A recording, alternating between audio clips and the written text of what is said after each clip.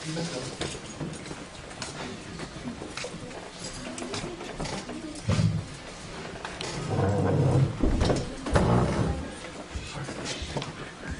that we're going, we can talk about raising.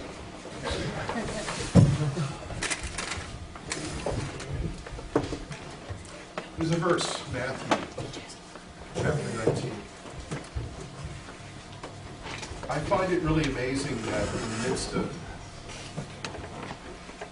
the Pharisees beating Jesus up over issues, legalistic things, there's this section where the kids now come to Jesus. And I love the word he uses, suffer them to come to me. And when you really look at the structure of the language, he's actually saying a really profound thing. Don't let anything get in the way of them being able to come to me. Go out of your way to eliminate the obstacles of faith, that kids would have the opportunity to embrace truth. Now, the amazing thing, we're going to talk today about sticky faith. I like that. I like that phrase. It was coined out in Fuller Seminary, and they talk about the stickiness of our faith, of how, especially with kids, not only the Phoebes of the world, but also the newborn believers. How do we keep and create an environment that causes faith to be sticky? That's what we're going to look at. Here's the thing. There's a parallel. When you look at raising kids and you look at raising spiritual kids, you look at being a parent, you look at being a spiritual mentor. They're identical. A direct parallel. There is virtually no difference in God's view of raising spiritual life. Whether it's children, whether it's an adult coming to Christ at age 42. It's the same thing. And we have to see that as a church, that kids ministry discipleship, if I can call it that, is radically important at every age. That it is the priority. What did Jesus say in the end of Matthew? What was the Great Commission? Go and make disciples. Go do what? Make disciples. It's profound when you really think about it. It's so amazing. It's like this aha happened to me this week as I was preparing for this dedication this morning. And I realized, I said, the greatest thing a church can do is to raise up a generation. That's what it's all about. That needs to be, we get so tired and so worn out of fixing doors and patching roofs and getting raccoons out of the building and feeding the poor. And this family's imploded with whatever issues, and this guy's now doing drugs again. I mean, it's like, it gets overwhelming. But the simple matter of the fact is that what we need to live and breathe for is raise a generation. That's the bottom line. And by the way, in God's view, there's no difference between a small group of adults getting together to grow in faith because they're new believers and they want to learn to exegete Scripture, and teaching little ones. In God's eye, it's all the same.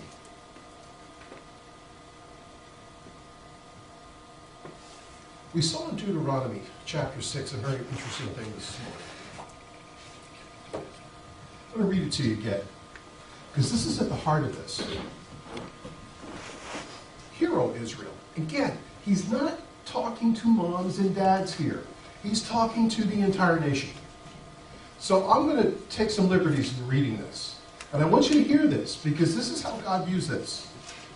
Hear, O foundry. The Lord is our God. The Lord is one. You shall love the Lord your God with all your heart, with all your soul, with all your might. These words which I have commanded you today shall be on your heart. You shall teach them diligently to your sons and daughters, and talk with them when you sit at your house, and when you walk by the way, and when you lie down, and when you rise up. You shall bind them as a sign upon your hand, and they shall be on your front of your forehead, and you shall write them on the doorpost of your house and on the gates. What's he saying there? He said you need to tattoo it to your forehead. You need to tattoo it to your arm about the importance of raising a generation. We're going to see it more when we get into the New Testament this morning. Spiritual parenting is not for the tame in heart. It is also not something anyone should be doing alone. Thankfully, it's about doing it as a church. And here's the thing. Who's to raise kids? Who's responsible for Phoebe? All of us. Who's responsible for the kids in the neighborhood loving Jesus? All of us. Who's responsible for our politicians coming to Christ? Not me. All of us. Were you blame shifting, Chris? Who's responsible for reaching our campuses? All of us. It's an intergenerational connection. And by the way, the answer is yes, mom and dad, yes, pastors, yes, congregation. A third, and a third. Notice how I'm taking double blame here. Okay? That's not in Scripture. It's 50% parents, 50% church. It's a dual thing. We're supposed to be in this together. And it's a covenant. You know, in Genesis 17, it says, the person baptized, the church remembers God's covenant promise to bless believers and their children. The church needs to recognize the fact that if we are going to accept the covenants of God, we accept them all. Not just the ones we like that are convenient.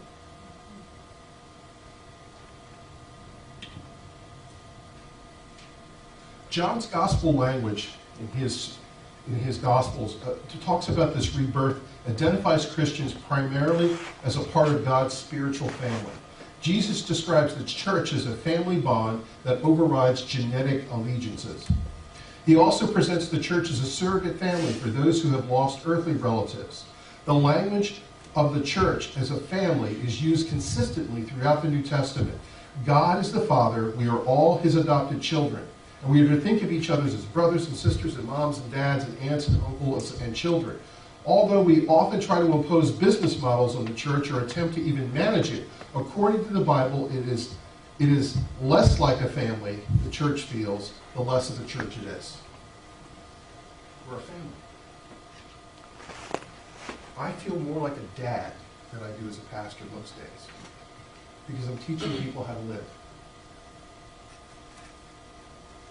Every single one of you who's the head of a home has that same responsibility as I do. We're going to teach people to live.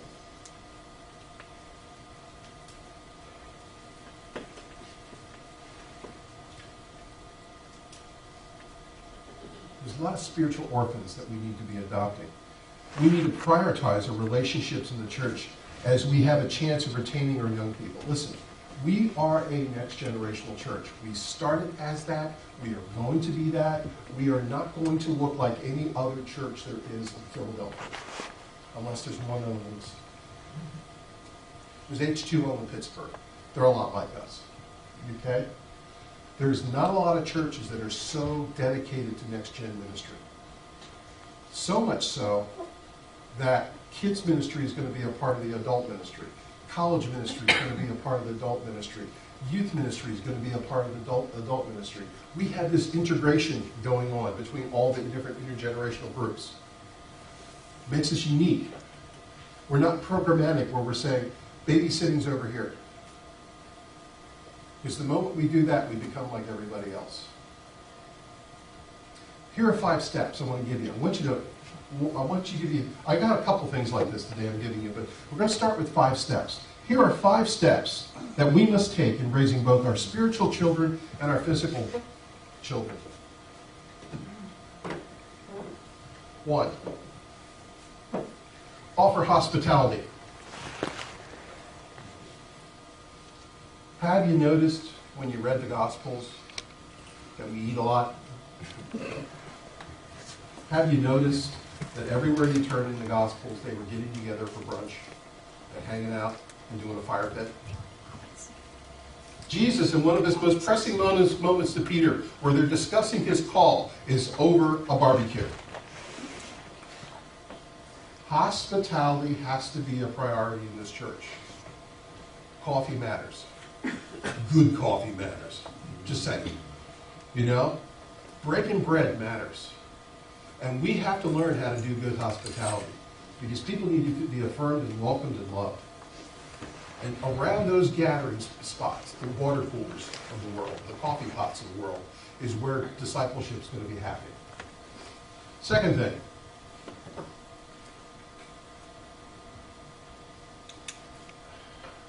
We need to help people, all guests, all visitors. For that matter, everybody, to feel like members. By asking them to participate in everything. St. Patrick said it best. People own community before they own faith. Do you hear me? We need to be inclusive. We need to be inviting people to hang with us. Yesterday rocked. Nothing cooler than looking into three little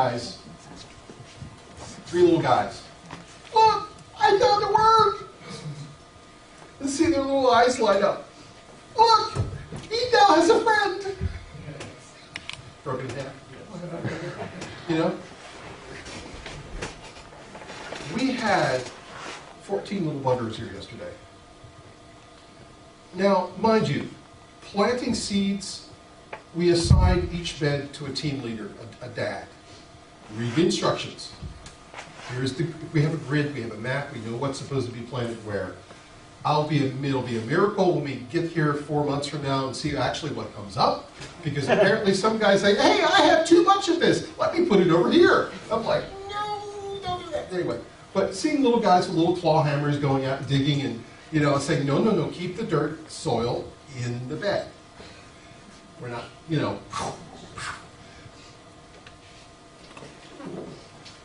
None of those kids, none of the dozen or so parents that were there have ever attended a service in this church. But we helped those kids earn their gardening badge yesterday. Once we get the money for the lumber, we have a grant pending, we'll be able to help them come back and get their carpentry badge by building another raised bed. But the cool thing is, they consider themselves a part of our church. They say, I love you guys. You guys are so amazing. It's cool. I love hanging out with you. They've never been to a service. They don't know really what we believe. But they're owning the community that we offer. And this is something that we must extend to people. Another thing. We need to maximize how people can connect and participate in community. We need to go all out. We really do. When we do our Easter egg hunt, do you know people from the township contribute to the Easter egg hunt? That we have people bringing eggs who we don't know to help fill it. We had scouting people that were here the night that we were filling eggs who have never been to a service filling eggs.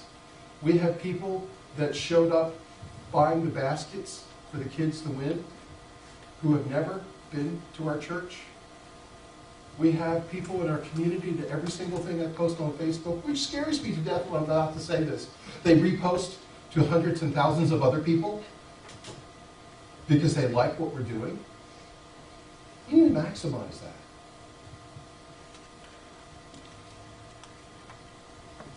Then there's the cheers principle. We really need to become a place where everybody knows your name. When you walk in the back, Norm! I love that show. It never gets old to me. We need to have that kind of environment of welcoming hospitality. And when someone walks in the back door, whether they've been here 1 time or 16 times, they feel like they're welcome here. This is how you create an environment for sticky faith. Simple things like that. I don't know if you're going to agree with this anonymous statement. I kind of like it. It might tick you off, but I'm going to read it anyway, because I want to unpack something for you who are parents today. Hillary Clinton once said that it takes a village to raise a child. I've seen The Village. and I don't want it raising my child. Okay? Why did I say that? Are you really confident about who's raising your kids? Are you?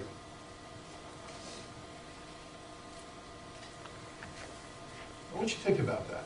Just pause for a second. Play that back. Who do you want raising your kids? Take them to another level.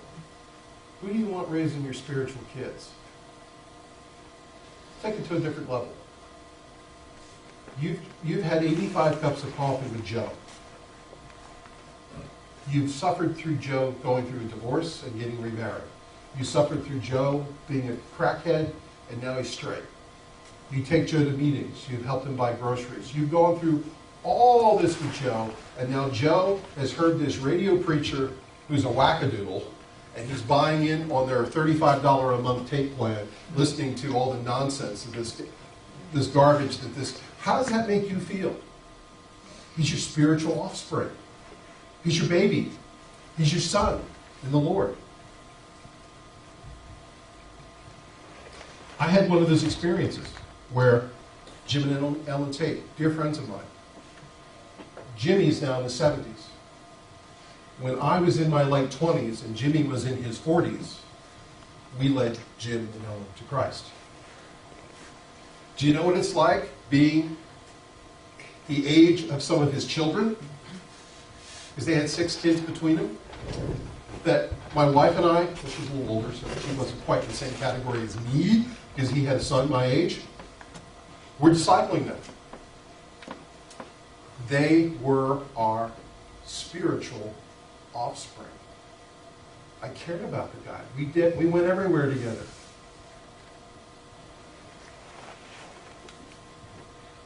A lady once said this: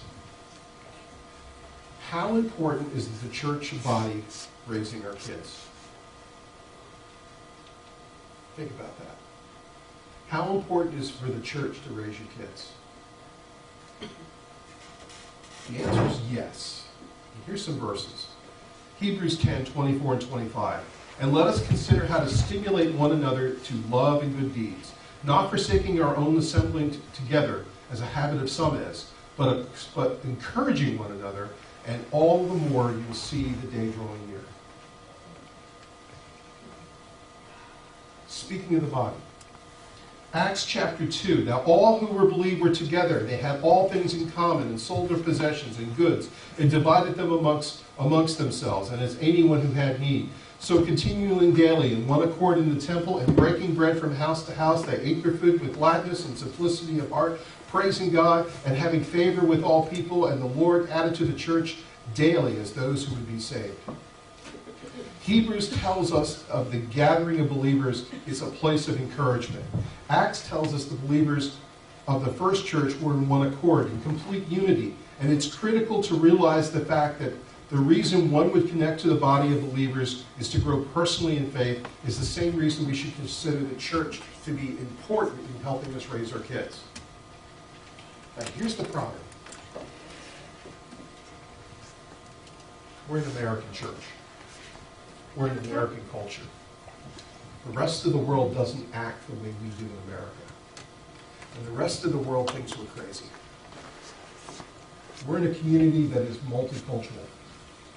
So you're going to see people from Pakistan, you're going to see people from China. They have different views of raising their kids.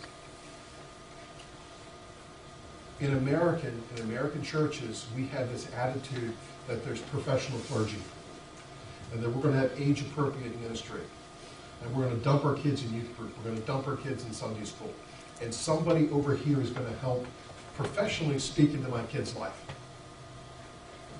That's not a biblical model. The biblical model is seeing it being modeled by the entire intergenerational church. Are there times when we need age-appropriate ministry? Yes. Really yes. However, it's not a one or the other. It's all of us.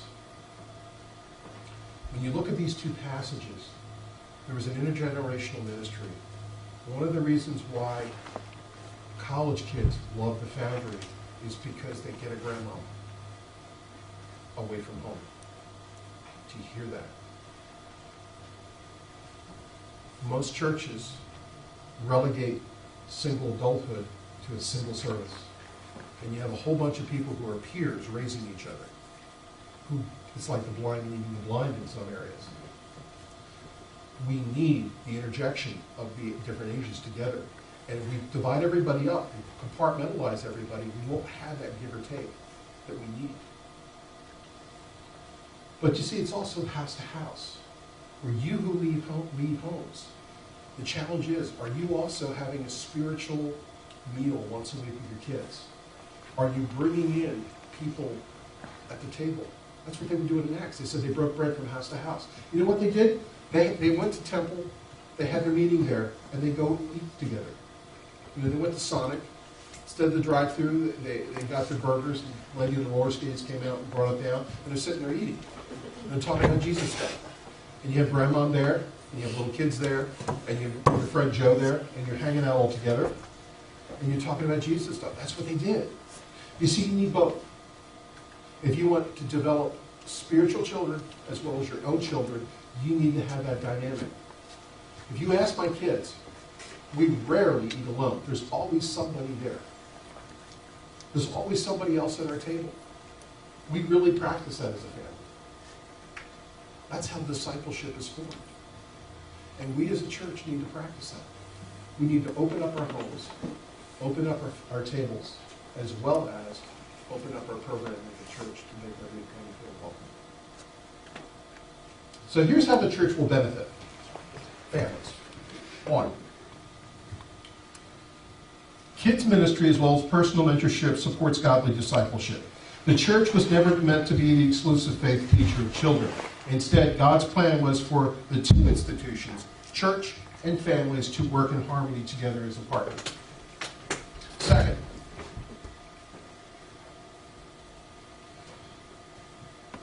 good ministry that directs the kids helps nudge some parents to be more faithful in attendance. Usually, parents become more involved in a church when their kids become more involved in kids ministry. This parallels spiritual growth.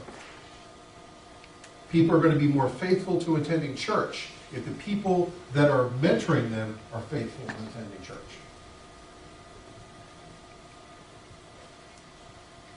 Nothing will cause a family to grow more than Johnny, not picking on Johnny, Johnny, just a name that popped in my head. Johnny coming home saying, hey, I learned this about Jesus. Why do we do that? Ooh. Cool thing about small groups, I used to love doing my small group. We'd have about 24 people in my living room. We'd have homeless people. I had a couple DuPont execs and a bunch of kids. Nothing more, you're going to laugh at this, George Houck. You know George. You know how George, when he was 10 years old, was the kid that would raise his hand going, excuse me? George is now 40, which is frightening for me to get my head around. But George, when he was 10, was in my small group. And George would sit there, I would be teaching, just like I am now. And I'd be asking questions, and the feedback would be rolling back during our teaching time. And George would go, excuse me, but what about X, Y, and Z? And all the dads in the room would go, ooh, the kid gets it. I'm screwed, man. He's going to come home and he's going to ask me about it, you know? I'm telling you something. Nothing will revolutionize your family. Wait for the day. You're two intelligent people. She's going to be brilliant. She's going to be scary.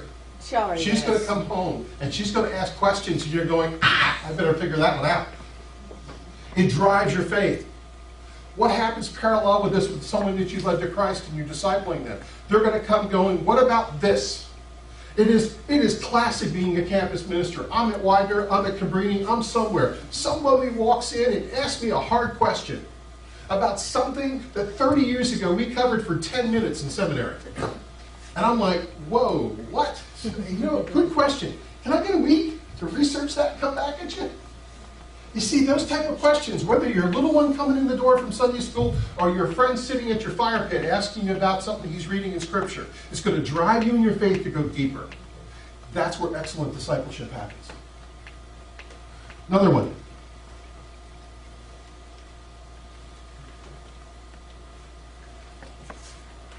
It helps identify families that have specific needs of biblical counseling.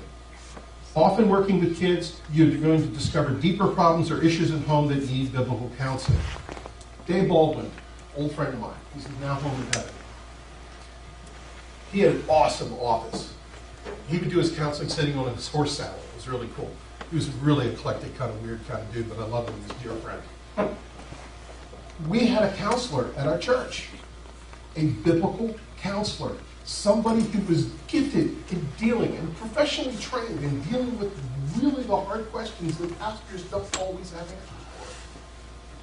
for. Let me tell you something. Having that presence in our church helped us grow exponentially because there'd be families that would come in that had problems, that would have issues. And Dave was on the team.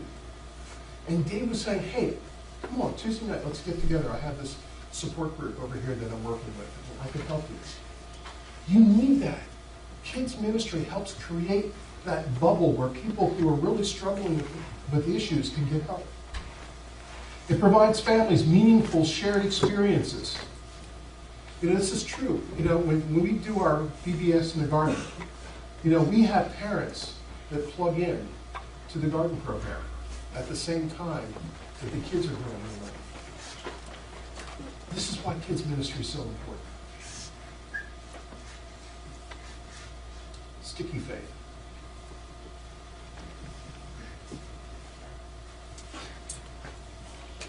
One of the guys at Fuller Seminary wrote a piece on sticky faith. I love it. I want to give you just a little taste of it. He believes that children and youth ministry are the most critical ministries of the church. We've got another former pastor here who's still a pastor in many ways. Verify the number. 85% of all people who come to Christ do so by the age of 14. Pretty close? Do you know that number's shrinking? It's getting close to age 11. That now 74% of all people who come to Christ do so by the age of 11. What does that tell you? I have a friend, Mike, who's a church planner in Scotland. And I never realized that Glasgow and places like that are on the Arctic Circle area, where they get 22 hours of daylight certain times of the year and 22 hours of darkness. Now, I don't know about you, having a child who is dealing with depression because of concussions. Light is a sensitive thing, and without the light, there's a certain darkness that can creep over you. Let me tell you something. In Scotland, they have issues with depression as a nation. They have these things called schemes. That's what they call them. A scheme is nothing more than a group of row houses, trailer park. And he said 80% of their nation live in these places. And they're dark, they're dank, there's no hope, there's depression, there's drug levels, there's grandmamas selling drugs to support their family. He said it's horrible conditions.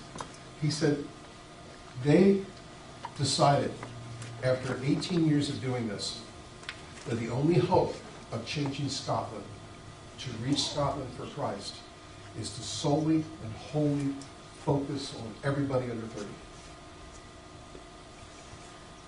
And then in 20 years, if we focus on the kids, in 20 years, we'll have leaders that can change a nation. I'm like, wow, that's radical. And then he got in my face and said, what about your community? I'm like, wow. I got thinking about Circle, Garden City. This church, not the foundry, but our predecessor, was founded in 1928. In 1928, it's a backyard Bible school for kids. It was a couple years later that they built the building, and another 5 years before they figured out they needed a pastor, okay? So don't tell me about my necessarily importance that if I'm not here, it doesn't work. There's a bunch of grandmamas. There are families from 80-some years ago that are still living in this neighborhood. 4th, 5th generation down the road, they're still struggling with the same problems that they had 80 years ago. And for a while, some of those families had hope because they reached the kids. But we're going to keep seeing families blow through, blow through, blow through, blow through. And if we don't reach their kids and impact those kids' lives, if we don't reach the teenagers, if we don't reach the young adults who are still open to truth, we're never going to change the world by totally focusing on 40-plus-year-olds. And that's what makes our church unique.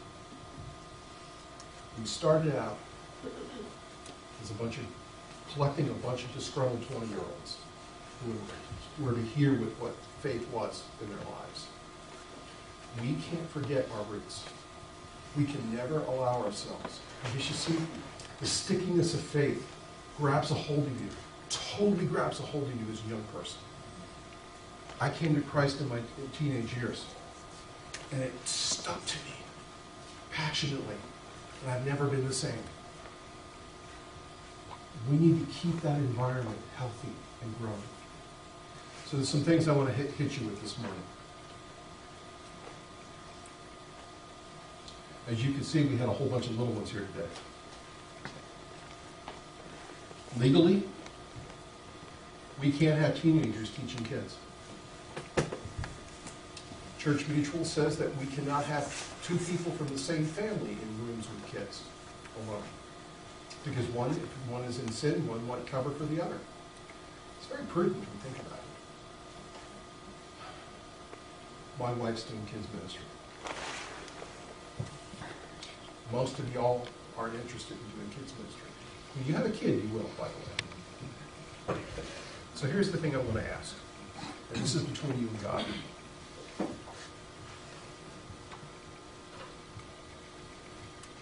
Do it once a quarter. Volunteer one Sunday a quarter.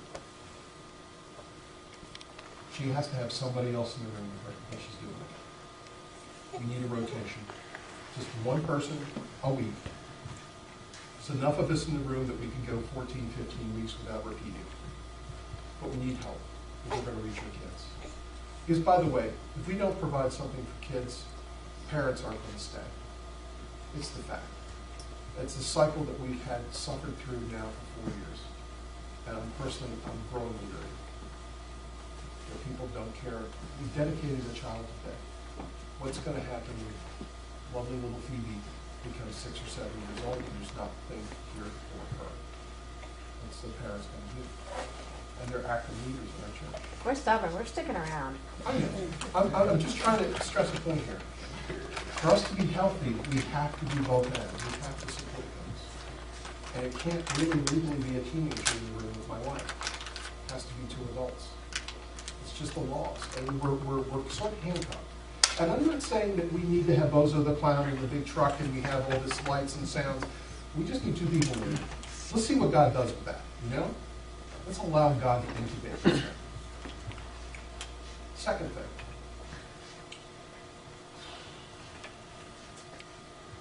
Visitation. I'm working a job. I had a real blessing this week where I did a presentation at my radio station to do a secular shift. And they gave me a full shift. You know, it's like handing me a microphone 4 nights a week, late night. Yeah, I'm working a job now. I am, starting August. It'll be a really cool experience and a real opportunity to make a dent in the city of Philadelphia. But it limits how much visitation I can do. Going to the sick, going to people who are broken. And I need help in that area. And if there are people who'd like to sign up and just, I'll mentor you, I'll give you some advice. And first time Crispy did it for me, he made a hospital run. He calls me from the hospital. I gotta brag on you, man, because you blessed my soul. Crispy had never done a hospital visit in his life, okay? How old are you, by the way? 28. 28. This is a year or so ago. So he's 27 years old, never made a hospital visit in his life, had no clue, what do I say? He goes there, I tell him how to pray, how to do the whole thing, anoint the oil, the whole 9 yards. He calls me on his cell phone, he gets out. He goes, that was so cool. Is there anybody else here I can go visit? I'm like, go down to the front desk. Every hospital has a list of who is what faith, and you find somebody else. Go for it. Yeah, I'm so stoked. But you know, if I had 5 guys that were willing to do that, maybe we would revolutionize. Because you see, it's the deacons and the church members that are supposed to go pray for the sick. I can't do everything. It's a team. That's what I'm trying to stress here. We're a family. It's a team. We need to be working as a team, working as a family. Lastly, I want to encourage you today. I want to go beyond encourage. I want to say we have to do this. We have to start opening up our homes to love people. We have to. If we're going to say we're a first century church, we're following the blueprint that the church in the book of Acts lived, we have to live that way. Some of you guys and gals do this already. So I'm just saying, we have to say, if we're really going to be this kind of a church, and we, by the way, we are this kind of a church, we all have to do it, not just 4 or 5 families. Because here's what happens. Pick on the Damons, because they live across the street, or the Shoguns. They all show up at their house. Why? Because they live here. You know? But if we all open up our homes, and if we all say, hey, y'all come with me. Wow, what choices do we have? It's really cool. You know, I've been in churches like this, where after church, people are like, where are you going? I'm going over something. Can I come? I mean, it creates a buzz. See, in that little buzz, that's where discipleship happens.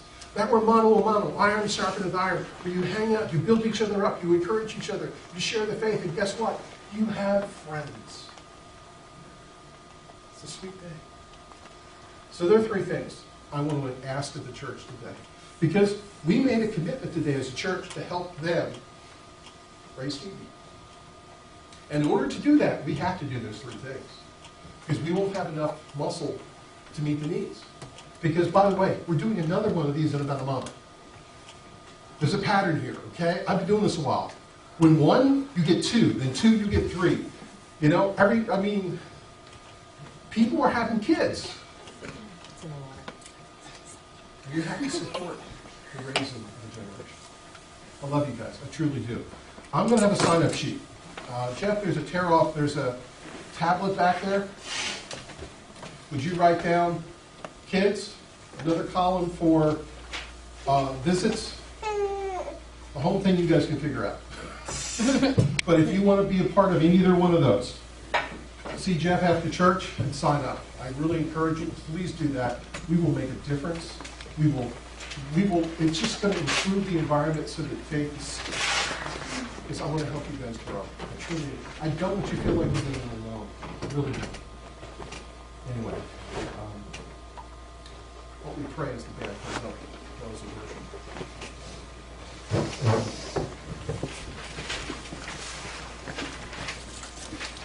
Father, it was a family talk today.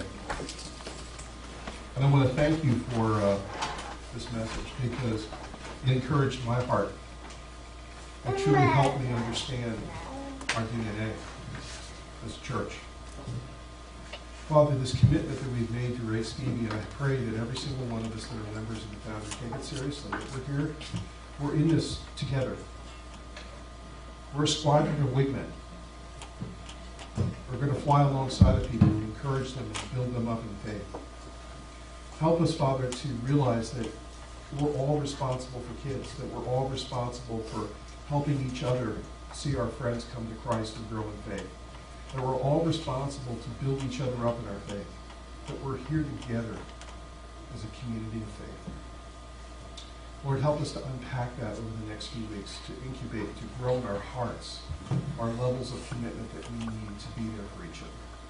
And Father, I want to thank you for those who have already shown themselves faithful, because many of our folks are faithful in these areas. I want them to hear from you as you confirm on their hearts that they've been doing the right thing, that you will bless them for their obedience. Lord, we thank you for this message. We thank you for Phoebe, because in looking into her eyes, we see the joy of life unspoiled. We see the joy of life, of the innocence. We see, Father, just how much you love us. Bless now this time of worship in your Son. Amen. Amen.